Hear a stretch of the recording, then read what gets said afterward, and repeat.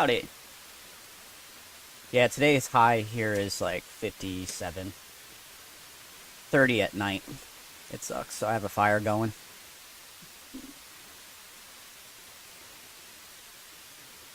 Don't try and live in the Caribbean, then. Yeah. You're not gonna like it. Gonna be a little bit of a humidity problem.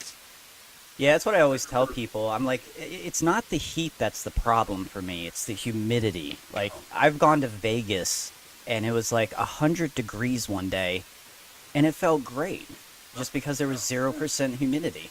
I was like, it's the humidity that gets you, not the heat usually. Although when I drove from LA to Vegas one time in a convertible and it was like 107 out, I had the top down.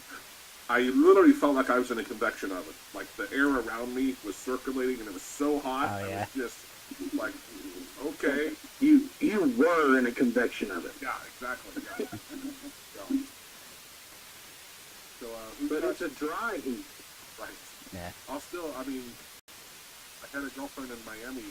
She's actually from the Dominican Republic. And I go down there and visit her, and I'm like, how do people live in places like Miami or Houston? I don't. So we've got something we're working on. That's something we need help with, or something to show off. Oh, I think so. The new things that I'm gonna have for the completion. Yeah, good one. Good discussion. Yeah. Yeah, the other day we made a video showing how to use it for version 2, but in the day it's like, yeah, when I have some time, I'm going to get around to it. I'm like, dude, work on it.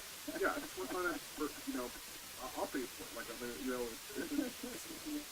and I want to facilitate people trying version 2, right? And to have a tool that makes it really easy to switch between, that's what, to me is really cool stuff. So right now you have seen me playing around with the tool. What I added now, because of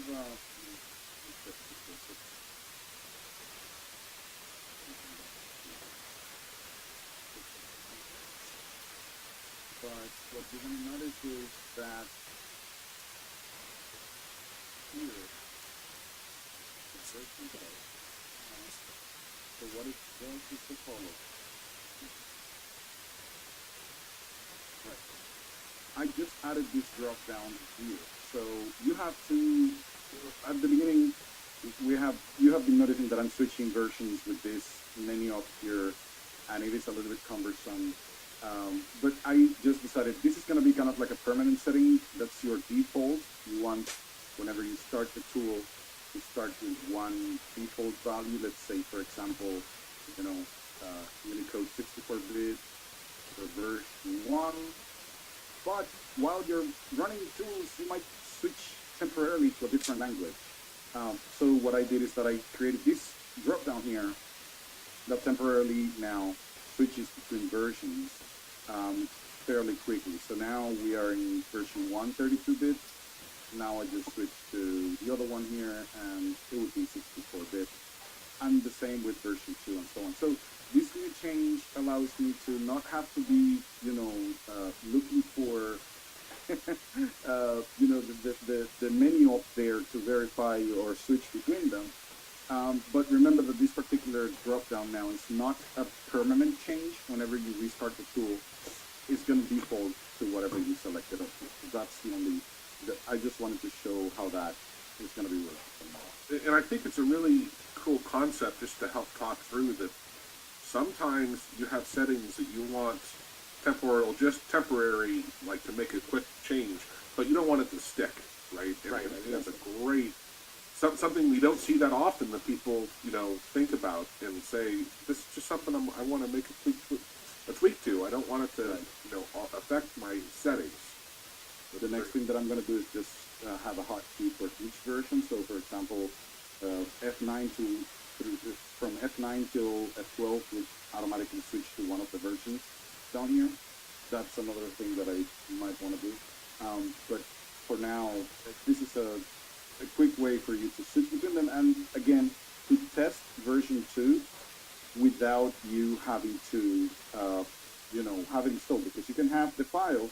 One of the things that I'm going to be working on today or later on is just having in the preferences a place where you could put the paths. Right now it's automatically picking the paths of version 1 and version 2, but they're already saved automatically. When you run the tool the first time, it goes ahead and sets some default paths in this configuration file. But you can manually change them if you want to, but I will make it so that it is actually in the GUI. But this is where you would find the paths of them. And this is just definitely when you run the tool the first time, which AutoHotkey executable launched the tool, I'm going to grab that path, and from there, I would actually just check whether version 2 is there. But you can manually change this. I'm just going to add a GUI element so you don't have to target the XML file itself.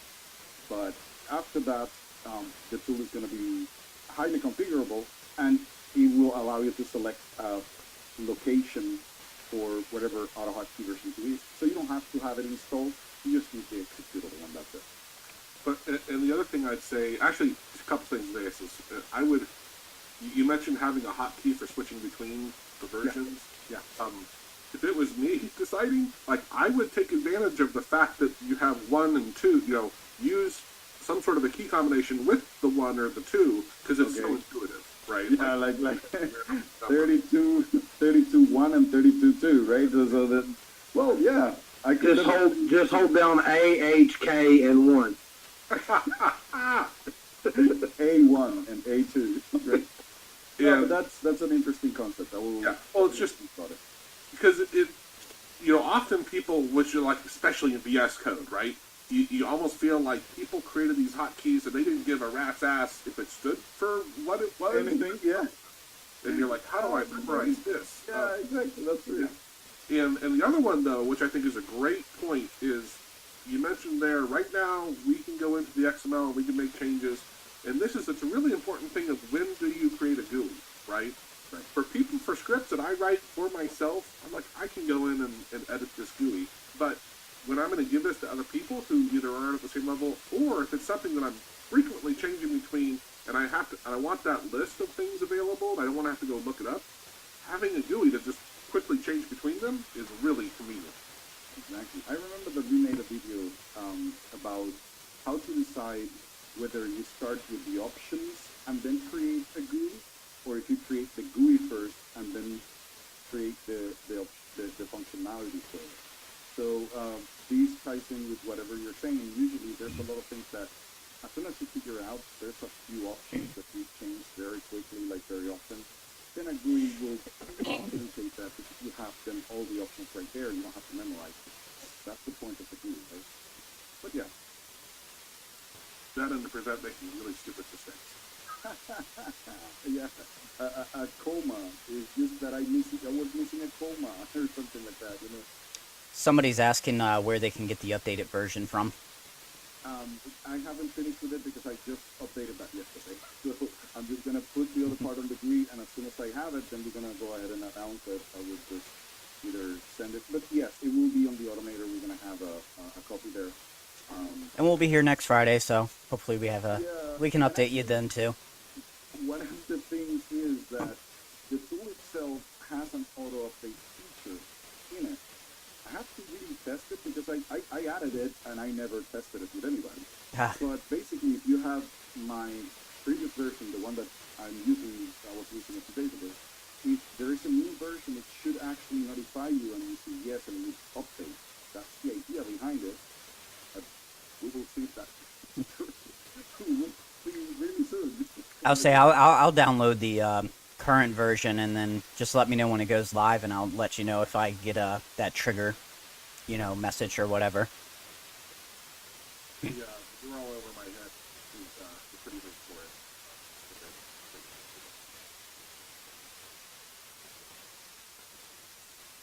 Isaias, I think I mentioned it. I haven't released the video yet, but we talked the other day. We did a video. You and I did a video on, unless someone has something to work on, right? Like I haven't seen anybody ask a question yet, but we did a video on tests driven code, like creating a testing environment. So that might be a fun topic for us to discuss if no one, unless someone has something. Yeah. Depending on, let's see if anybody has a question. Because that might, again, there's two types of people who create scripts. There are some people who just want to automate something really quickly. Now, test-driven development is not really for that type of app.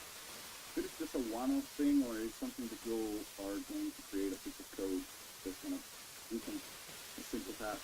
That's it. In test-driven development, I would recommend it, but it just takes a little bit more time. Now, test-driven development just means that you, before creating the code, you go ahead and figure out what you expect from the code. And if you have some expectations, whenever you go ahead and write your code, it should match those expectations. And if it doesn't, it should let you know. So yeah, we did a video on that. I don't know if you want to see a quick example of that, how we go about it, but yeah. And Yeah, again, I wanted to throw something out. Let's see, John's on the call. So quick access pop-up thing. I don't know if you guys have updated your Windows. So 22H2. Actually, I'm gonna share my screen real quick. Yeah. Here. So this is a kind of small thing, but the Windows file explorer in the new version, we now have tabs, and it is awesome. I love it. I noticed whenever I do a quick access pop-up, like jump to a folder, it affects both tabs. So like I get screenshots, I got home. If I jump into this junk folder, it actually affects both tabs. So John, I was just curious. I know that's you might have just discovered that because the update had been out long. I was just curious. Have you seen that? Were you going to do anything on it? No, you're the first. You're the first one reporting this. So Okay. it's resting. Yeah. Yeah. So it's Windows 11. Which version? It's 22.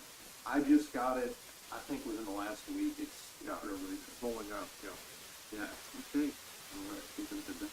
But yeah. Anyway, it's not a big deal. I mean, it's not like anything broke. It's a brand new feature. Yeah, it's annoying. Yeah. well, the thing is that this is, you know what, basically, this is what happens when you create scripts for other people, right? So as soon as you create something for yourself, it will always work because you don't make many changes. But as soon as you create a piece of code that is to be out there, there's somebody that has a version of Windows and another one has a different version, and they could have the same version of Windows with different machines. And then in the end, your code needs to account for all of that, right? Well, Yeah. And this is Still on Windows 10 on my development machine, and I have a test environment with Windows 11, but not sure if I can update it with the latest release. I'll check this. And at some point, I'll also switch my main machine to Windows 11. and this is On great the other note, because that looks like a really cool productivity feature, having tabs available. yeah, it's going to be awesome. Done. Another good thing, is like we're here to support you guys, but it's always great when you're helping us too. So, it's a nice like two-way street here. So we always appreciate when people, let us know these little things.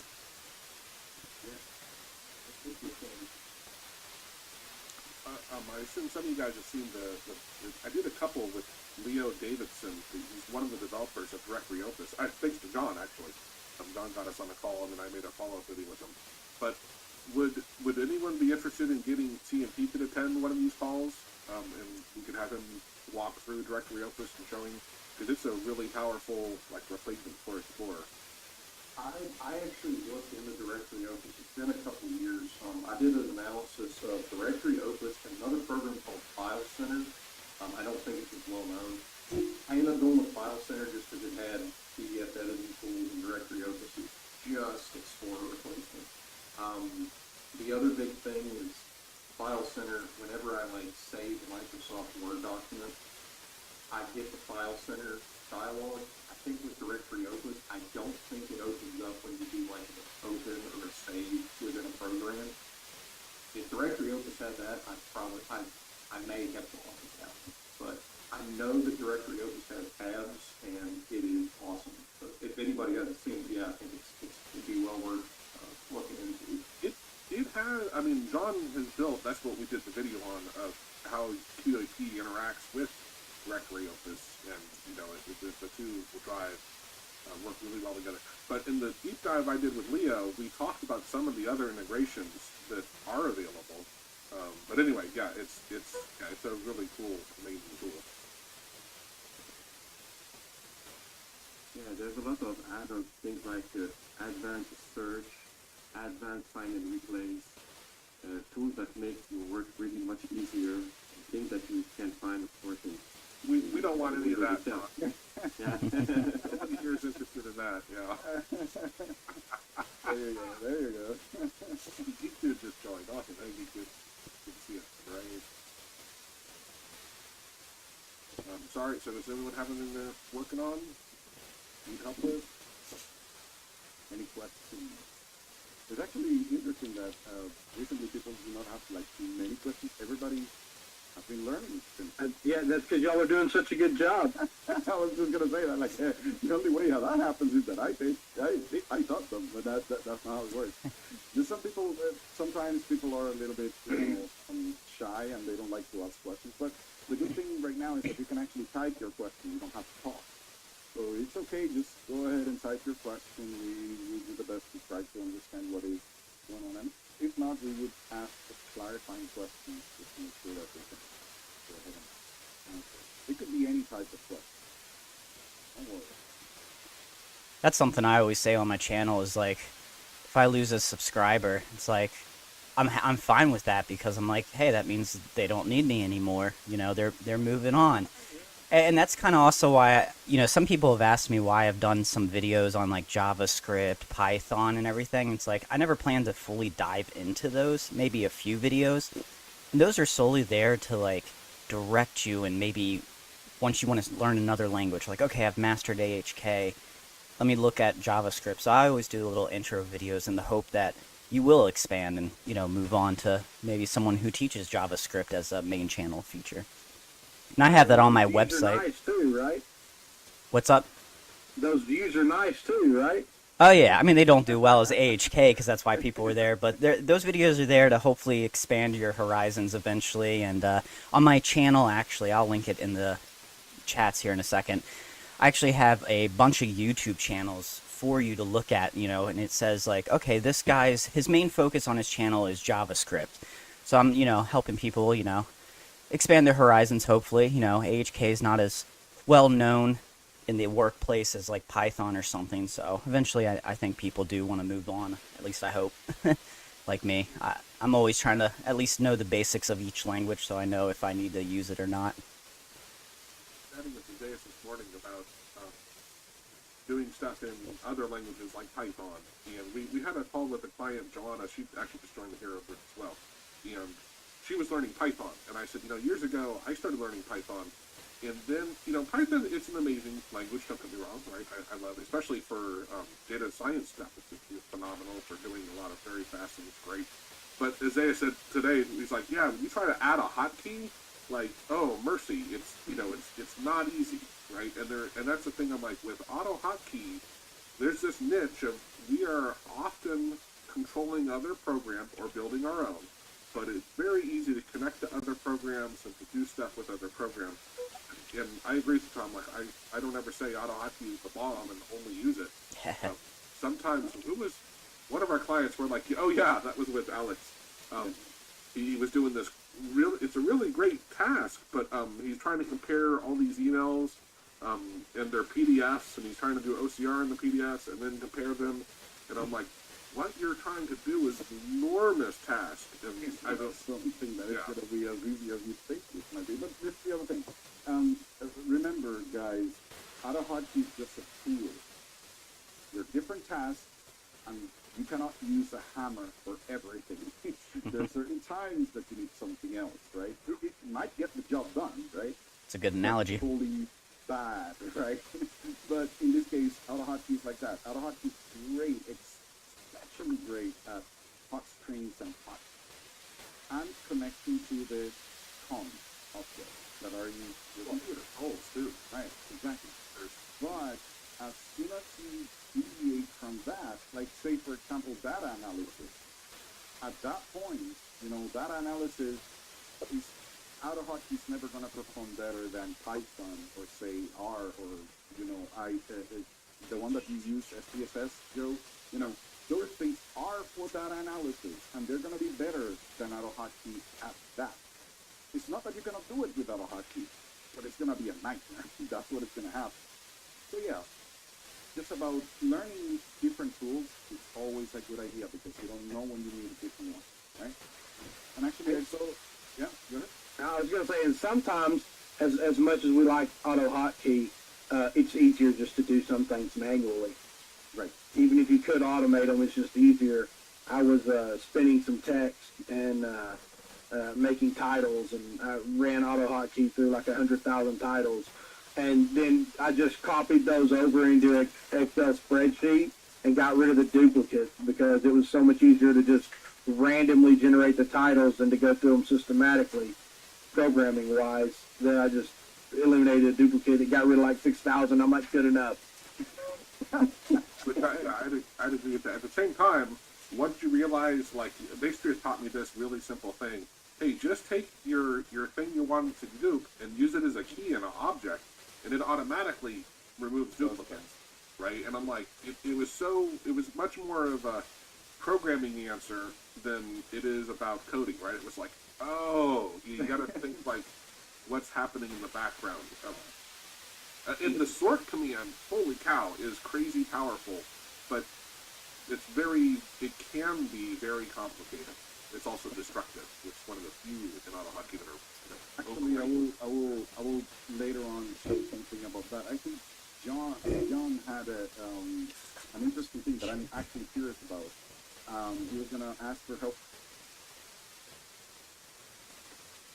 Found the solution. I want to but he what that was.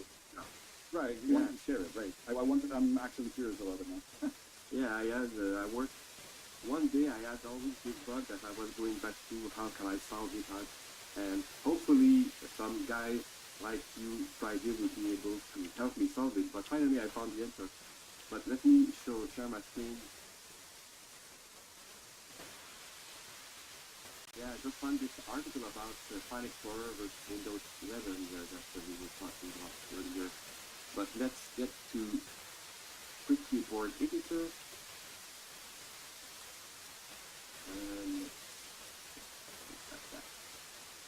So, by the way, we could actually show you something that we were working with a clipboard. Maybe you might find that. Yeah.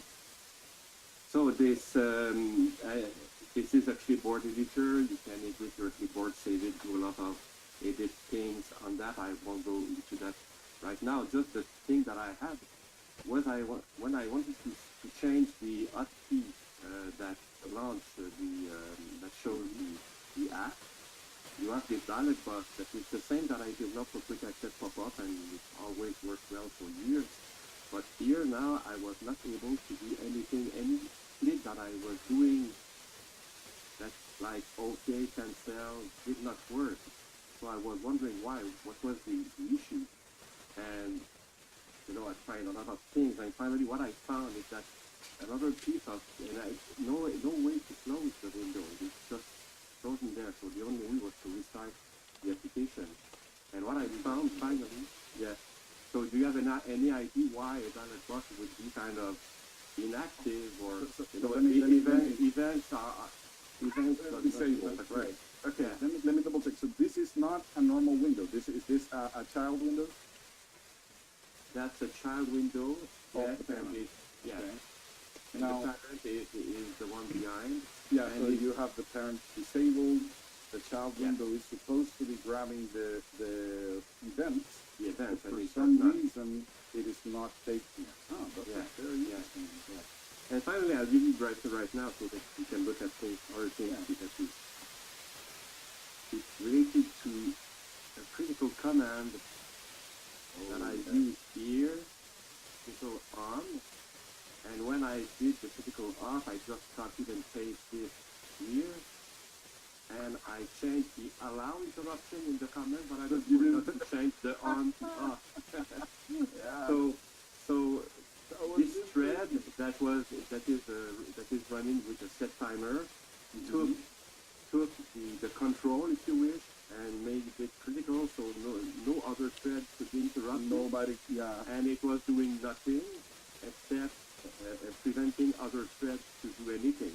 So that was my Oh my solution. God, that's So the good enough. solution was just replacing "and" with "ss." That was Right. But you here's know, the thing. that was the Yeah. two letters bug. That's a good one. No, I'm going to tell you something. And this is actually something that might be for everybody else. Look, if somebody comes to me and asks the question, hey, do you know why this window is not working? I would have never guessed that because there's a piece missing on the context. What was the piece that you never mentioned about that you had critical on in a different thread? So if I don't know that, right, the only way for me to know that is whether you mentioning it or showing me the code.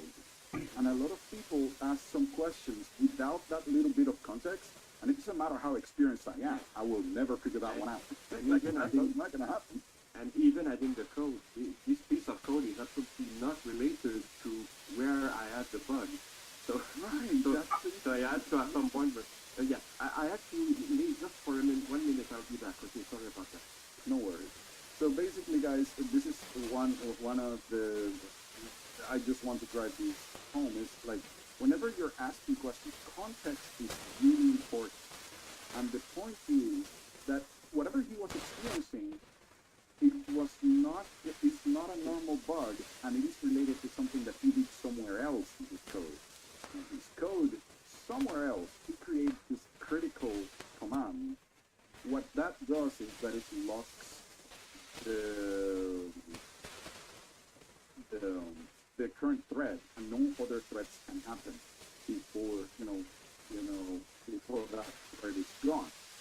And in this instance, the main thread was locking all the events from the child window. That's what was happening. So I wouldn't have guessed that at all.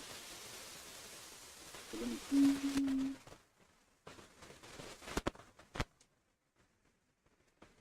I saw a mage that he was having an OAP map. A what? I think that's like old age person or something. I forget what the P stands for. Old age something. That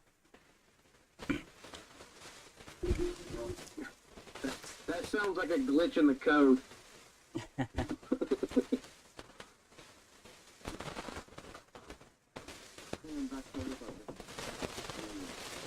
John, any updates on your clipboard tool?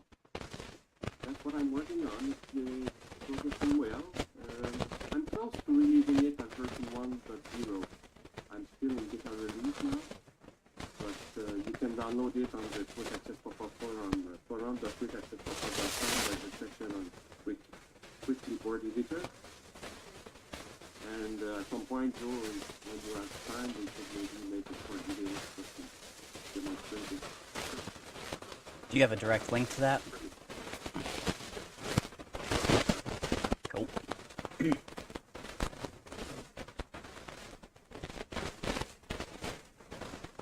We're actually working on one for a client. But we need to confirm with them that I think he said he doesn't mind if we share it. And I know he won't mind us just showing you. But I don't know if we can share it. Right. Cool. We were manipulating the clipboard, grabbing to see if there's HTML on it, and then if there is, doing specific stuff with it. And that's the interesting thing that the keyboard contains different formats, right? And many people are not aware of that. But basically, if you go to Excel, for example, and copy from cell, if you paste it in Word, it's going to be pasted as a table, as an HTML. But if you go, for example, to a chat application, and you paste it, it's going to be pasted as an image. It happens. So then, that means that the application decides which part of the clipboard to use, but when you copy that from Word, from Excel or whatever, it copied an image, it copied the HTML, it copied the plain text, it is up to the other application to decide which one to take from that, right? So it is a very interesting concept when you start working with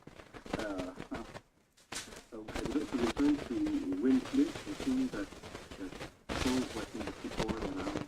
The classic is what I was looking at. But it's a very old class. And I was wondering if there are other tools that to examine the content of the keyboard. I remember you showed something. I think there I was don't one. remember what it was. I remember one that the guy who was developing the tool he showed a screenshot of another tool that actually kind of like Where you see the different formats. And, yeah. I think that's what it was doing, yeah. But I'm not really sure. I will have to double check. And then there was the example from Scam who was letting you set the HTML and plain text, data in the clipboard, which was interesting. Yeah. So basically what happens is that dealing with the clipboard, usually it looks as an easy thing, but it might be easier than it looks like. So, yeah. In the end, I do recommend taking a little time, learning a little bit more about it, because you can definitely get very interesting stuff out of it. Let me see. Is the clipboard tool written in V1 or V2? At this point, well, yeah, so that's V1, okay. The one I was talking about. Yeah. Yeah, one of the things I like about the clipboard tool, John, that you're doing is you divided it up finally, right? You realize it's really kind of two different approaches, right? One is interactively working with the clipboard, but the other one is writing rules that will get applied to stuff in your clipboard, which for me, that is like, I could definitely see being able to use that coming up a lot. Yeah. But I finally discovered that the one I was using every day was the editor. So that's why I decided to work on the editor. And add many functions to it, like to convert the content. For example, you have something that you want to put in an URL and you need to convert some characters to be compatible with so there's conversion tools, conversion of the text for XML, for a lot of things like that I add into it. So kind of like. Any other questions for you, that you guys might have? Anything else that you're working with?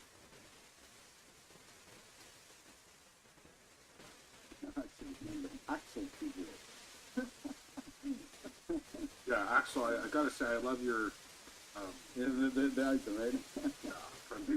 The is that a real world representation of you, or, Right.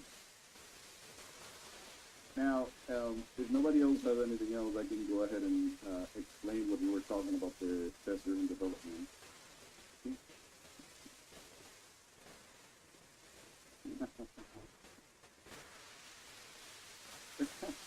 Nobody would remember the name. Axel Fulton. That's a good thing. so you have a YouTube channel, do you do a lot of hockey stuff? Put the link in the description, or I'll put it on my YouTube channel, so.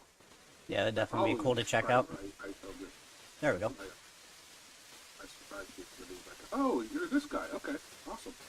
Yeah, I've watched quite a few of these. They're very concise. You're doing a really great, and it's all in V2 if I remember right. Is that right? Maybe not all. Yeah. Oh yeah, I've seen this guy. I recognize the thumbnails right away. There you go. Well, that tells you you're doing an excellent job of branding.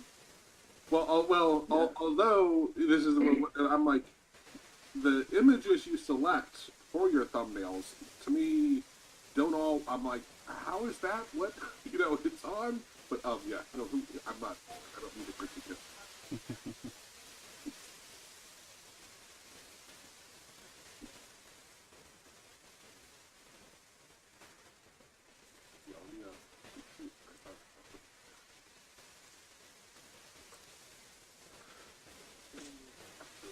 I got a bunch of pretty links like for Thom's channel and for Chunji's channel and Spanova. So when I think about it, I can share, especially when it comes to V2. Actually, yeah, we need YouTube content a little bit. I definitely Yeah, we don't talk see a lot of we do have yeah well that's what I mean like we need more content on that because I see it as a very good feature like I don't see well most of the times when there's changes a lot of people are a little bit hesitant to change because most of the time changes are not the best. But in this case, and I actually took a long time for me to switch to V2, but then I realized, yeah, it looks like a good change. So it's good that there's a channel out there that is just devoted to V2, for example. So that's great.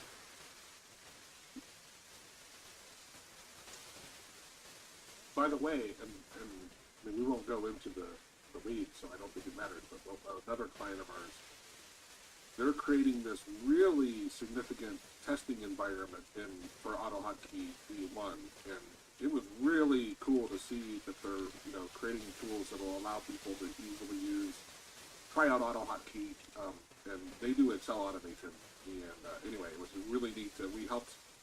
Or I say we, I didn't apply on the law and say it's what really talked to them about better structuring your code and organizing it in a way, especially on Git, to allow for less redundancies and, you know, keeping everything organized. It was a really interesting. Maybe I'll talk to them and see if we can release it as a video, you know, like if they would care. I don't know if they would care. Actually, they were also doing the tests, you know, Right. the test-driven development. And well, let me go ahead and show you how easy, or you know, what the idea is if you have never done that. So let me just make this a little bigger, and basically just think about it as if you're just going to create a class or a function. It doesn't matter what it is. It could be you can test either classes and functions because in the end you're testing functions anyway. But let's just make a simple example of a class called string cleaner, and I'm going to create a class that will have different methods, and each method I want to make sure that it works perfectly in any condition. And this is where before I just create my class, but I don't create any code at all. What I do instead is that I create another file that is the one that is going to create tests or whatever I'm going to do later. So what I do is there are testing frameworks out there. I use one that is the one that Lexicate uses for our HotKey, and maybe Joe can link to it. The name is YUnit. This YUnit is the one that creates or helps you with it. But you don't need a framework like this. This just makes it a little bit more convenient, and you don't have to reinvent the wheel. But you can do your own functions for it. But the idea is, say for example, I include YUnit, and I'm going to include two things from here. YUnit itself, which is the testing thing, and I also want to include YUnit, and I want to include the window element. This window element, what it does is that it's going to display a window with my text. I could do output debug, for example, or you know, other things, but a window seems like a good approach. From here, I'm going to also include the file that I'm testing, which would be this EDB test, right? So I'm just going to include EDB test, right? And now that I included, the part that is a little bit confusing is creating the test. So I'm going to create a class that is called my test, or you can name it whatever you want. And the code that will call the test is from the YUnit element, I want to use YUnit window, which is this guy here. That's the one that I included. And then I want to test anything that is in my test. Right? That's it. So this is the one that actually calls the test. This class is just going to contain a few methods that will be called one by one. And let's create my first test. So my main code, which is my main class, is a string cleaner. What I want to do is that as soon as you pass it a string with quotes in it, I want to escape those quotes. Say for example, what I do is like clear quotes. I'm gonna name this one clear quotes. And the first thing I do is that I create a text. So I say y unit. So assert, and this is my assertion, that if I call my function, let's call it, let's say string cleaner, and the method is going to be, I don't know, remove quotes.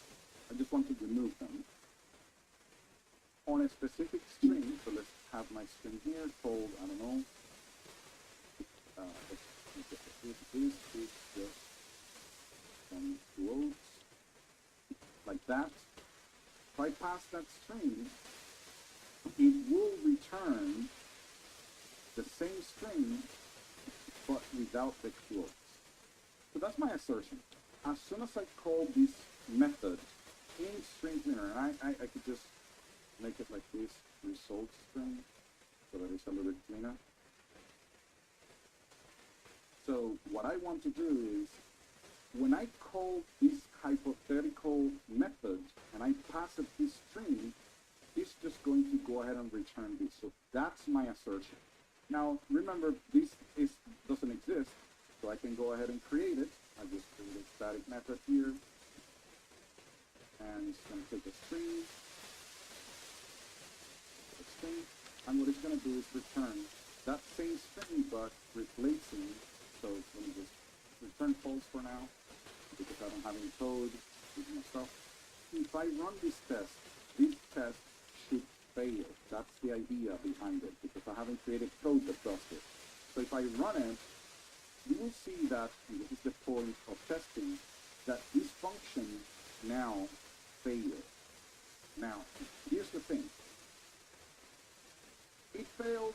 I know that it's failing. I know why it's failing, because my method is not doing what I'm supposed to be doing. So now, if I go ahead and do string replace from the string and remove all the quotes, now this thing should run fine. Now my test passed, because my method is doing what I think it should do. Then I create another assertion. Now let's say that now I need, if I pass this other string with double quotes, well, my assertion is that it should actually keep the quote. So let's see, there was some quote. This is what I wanted to return, right? So if it is double quotes, it would, if it is one quote, it would remove it. If it is double quotes, I want to keep them. Now my code is gonna fail again. So now it fails because my function is not doing what I think it should do. Now I go back to my function, and now I work with it. So I say, well, look at this. If it is just one, I could just say string replace, or if it is, so if in string replace, if in string, my string double quotes, so I want my double quotes. I'm going to do something, which is string replace double quotes for one quote.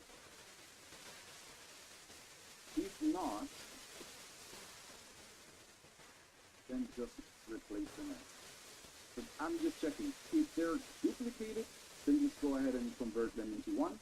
If they're single, then go ahead and replace them completely. Now, with this piece of code, my test should be green. You see that? But now, my function, I already have two situations that I tested.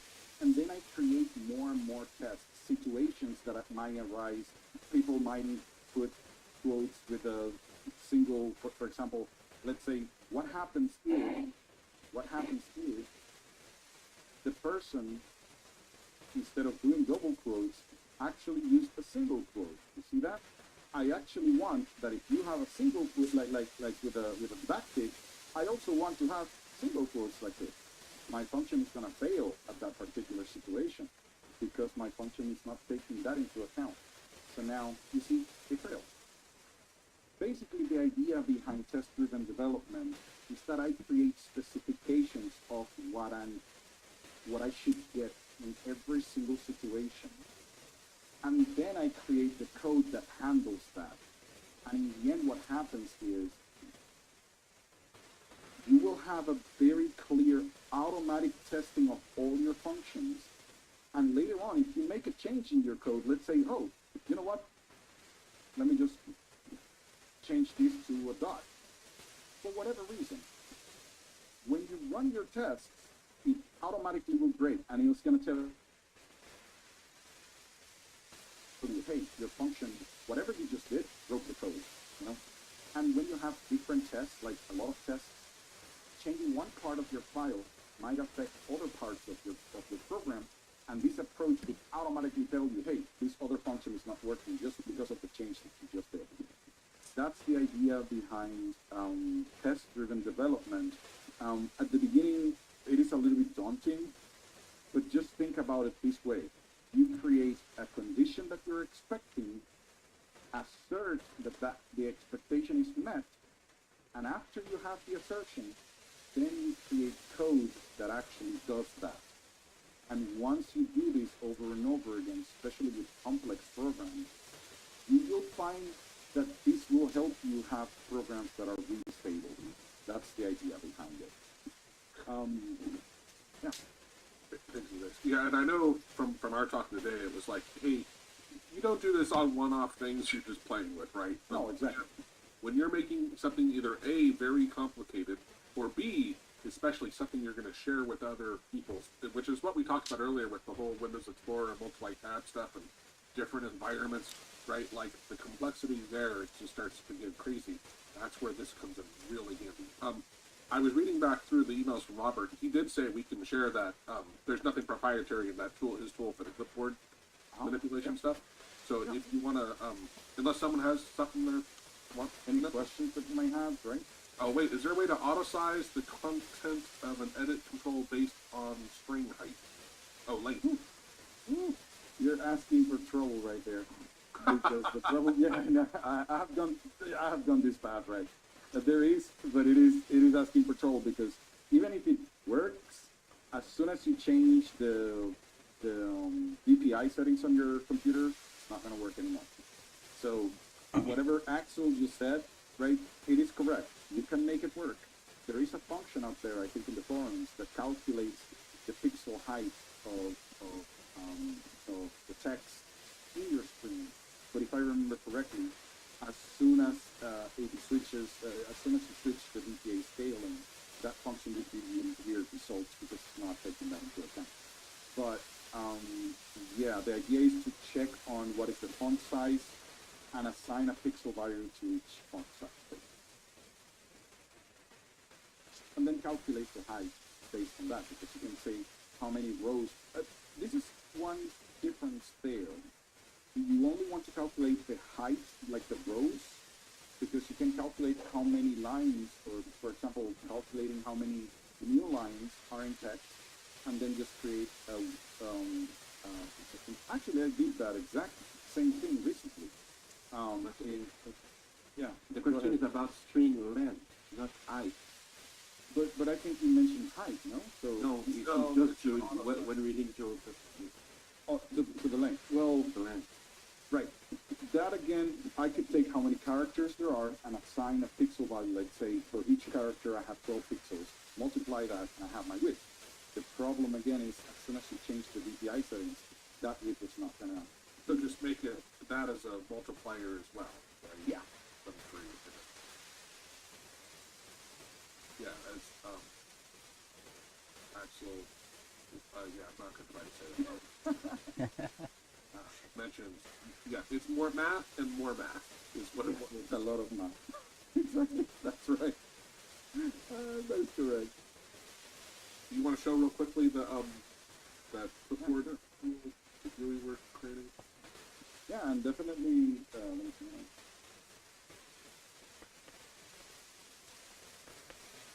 So I have it. Let me look at something real quick.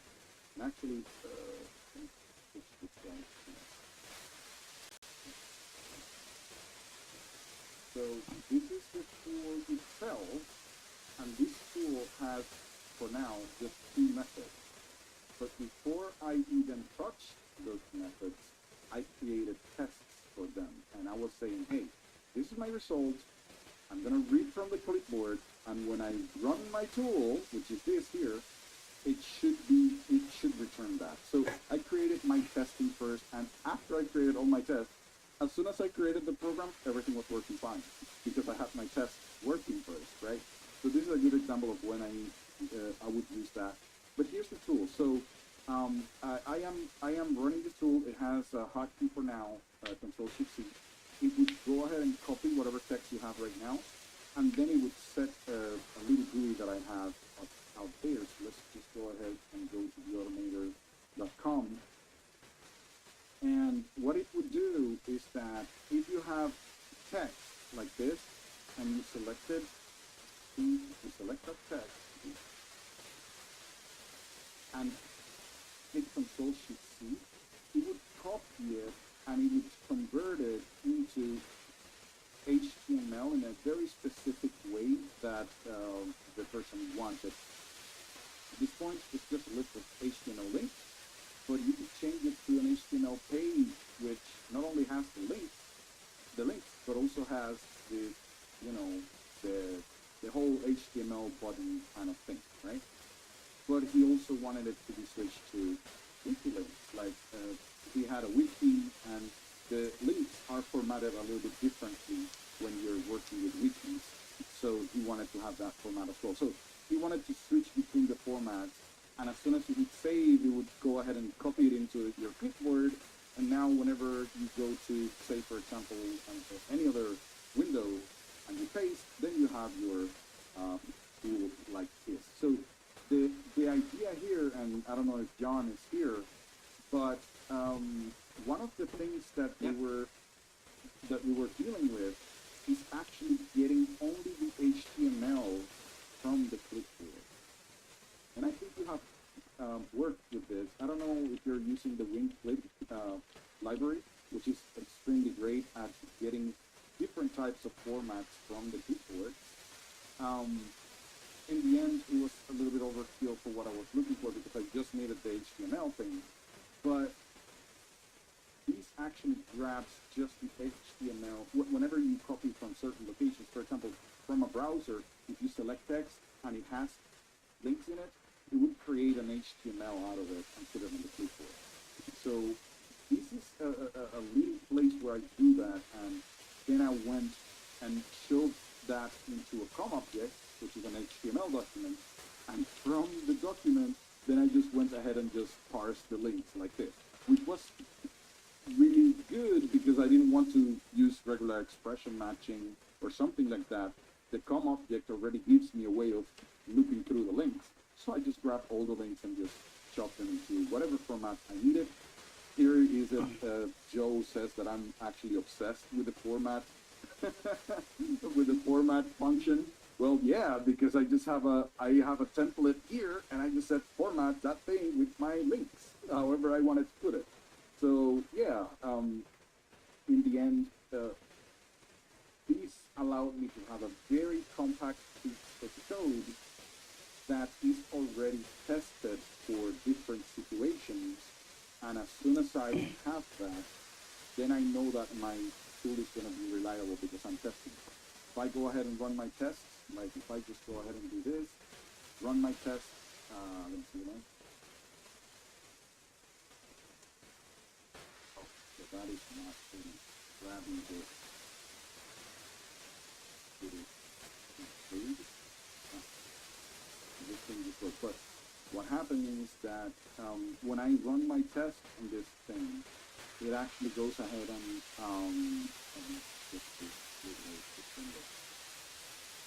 it should be green. All should be good, and that would mean on my end that my tool in general will not have any errors because I tested for every single different type of situation that I can come up with and tested that my function is actually returning what I'm expecting it to do. For example, I have here invalid clipboards. What happens when the clipboard is blank? What happens if the clipboard is not blank, but it doesn't have leads in it? So I have different types of tests that in the end, I'm sure that when I go ahead and use my function, it's gonna already take that into consideration.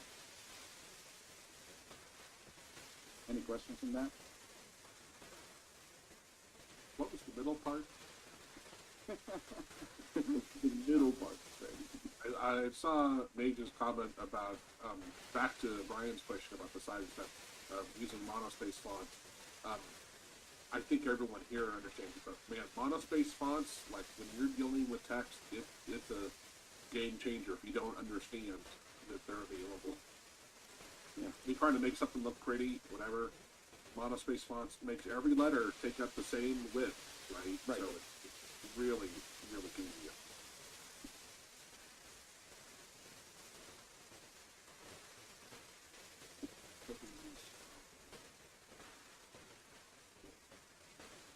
Yeah, I think there's a lot of uses for. We often like work with very similar pages over and over, and then manually will transform what we get in a certain way, right? And it's easy to not realize, think about it and go, why don't I have a program that does this for me, right? But yeah, I think a lot of crap we do day to day, we just don't even realize that when we're doing it. But it could be awesome.